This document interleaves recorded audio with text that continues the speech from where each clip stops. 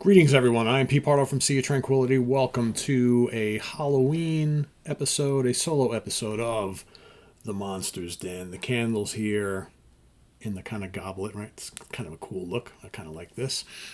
So we didn't get a chance to get the gang together for a Halloween episode this week. You know, sometimes the schedules just don't align, right? Especially when Halloween falls on certain days and things like that. But did want to bring you guys something. So for all of you who were disappointed we didn't do a full crew show, we apologize. But at least you got something here, right? So basically today's episode is all going to be about me talking about the films that I have watched during this Halloween season, because I, generally speaking, like to cram in as many horror films and classics as I possibly can during the month of October. Just seems, I mean, I watch horror movies all year round, so there's certain like absolute favorites that I love that I generally try to watch during the Halloween season that I didn't quite get to this month. Doesn't mean I won't watch them, or like between now and the end of the year, or I haven't watched them earlier this year. I just didn't get to them this Halloween. But I did want to kind of watch some things that I hadn't seen in quite a while. So let me just kind of kickstart it off with, there was a Sunday right at the beginning of the month where I watched like 5 or 6 films all in one day, which was loads of fun.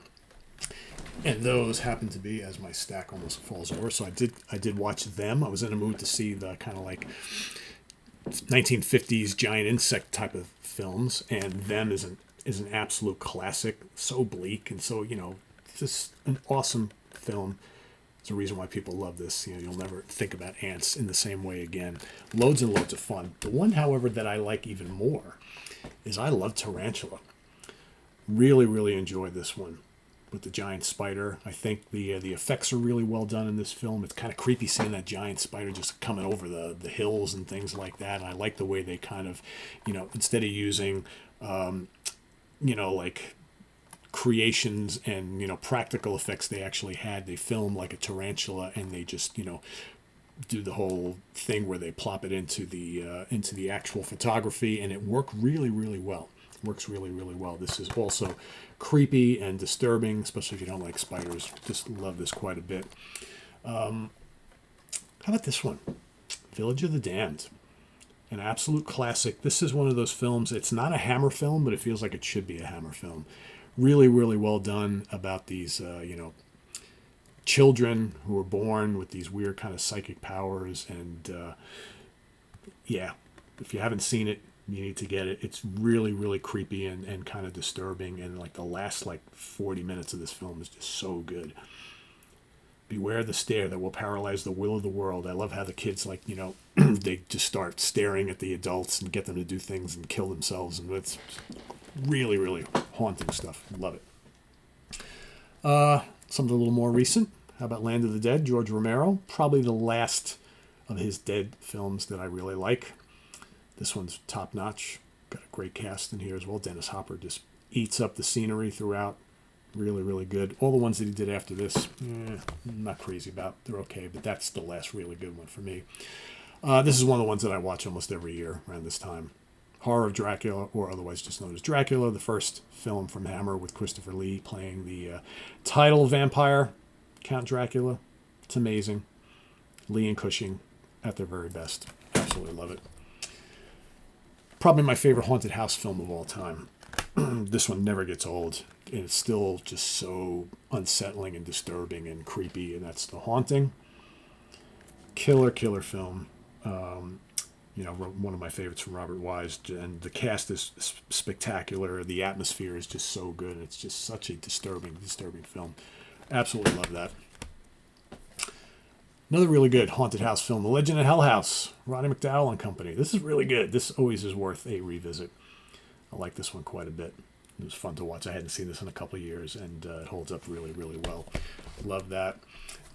Speaking of more British horror, how about Island of Terror?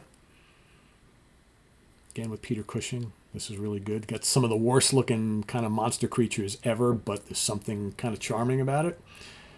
Definitely good for another rewatch. This is highly recommended, and Cushing is great in it, as always.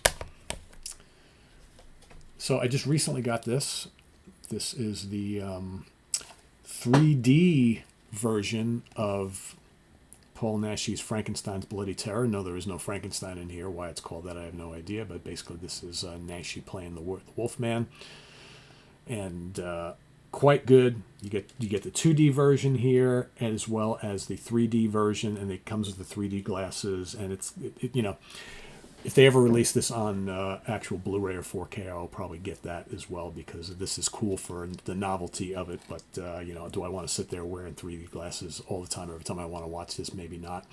You know, it's kind of fun, whatever. But cool movie, fun movie nonetheless. If you like Nashi's werewolf films.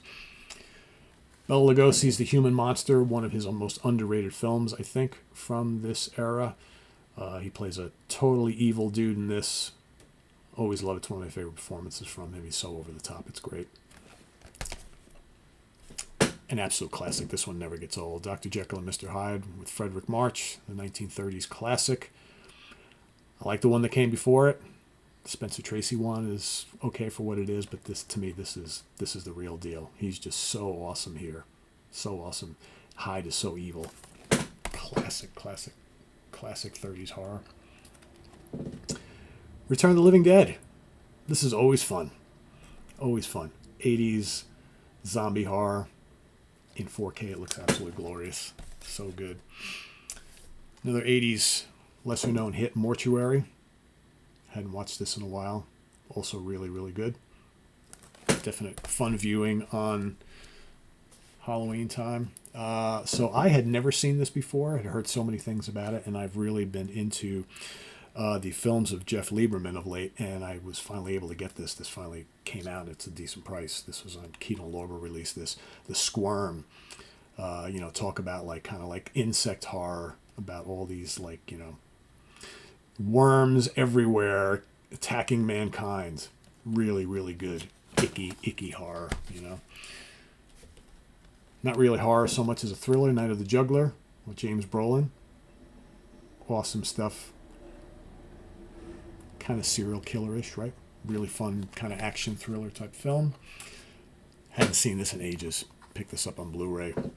Whatever Happened to Baby Jane. Again, not so much a horror film, more of kind of thriller drama of two sisters and their really weird relationship. And Bette Davis is amazing in this as a demented, kind of crazed older sister who very, very, jealous of the younger sister and how her career surpassed hers.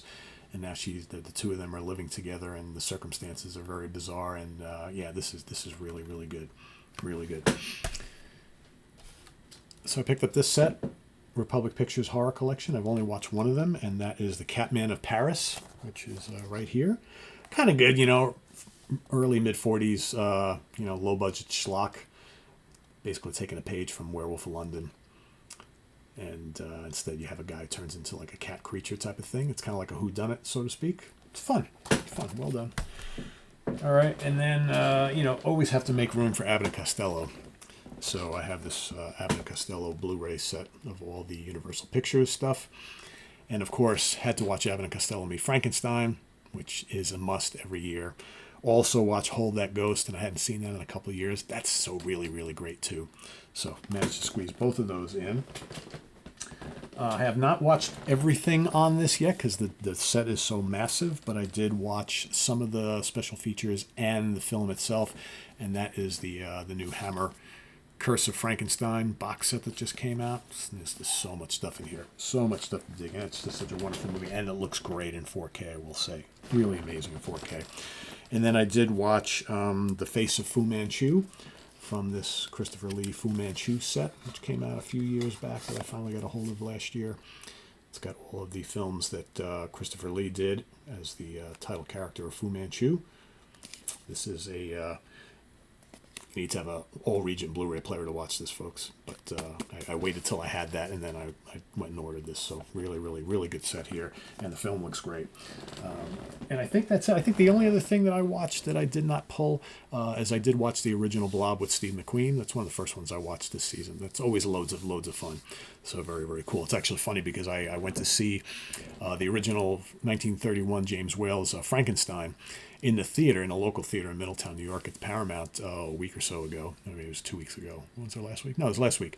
And they had a kind of like a vendor in the front lobby who had all sorts of kind of cool like horror artifacts and stuff like that. And he actually had a chunk of the original blob creature from the original film in like a little kind of jar, and he was telling me how it's made like a silicone or whatever, and he was showing it to me, and that's from the actual filming of the blob, of the original blob creature, filmed in the Colonial Theater in Phoenixville, Pennsylvania. So it was kind of cool to talk to him a little bit and stuff and whatnot. But yeah, so and seeing Frankenstein on the big screen was amazing. I've never done that before. That was an absolute thrill for me because you guys know how much of a fan I am of the original Universal horror films, and Frankenstein is one of my favorites, and it was great to see that in the theater for the first time ever. So yeah, so that's some of the stuff I've been watching this Halloween season.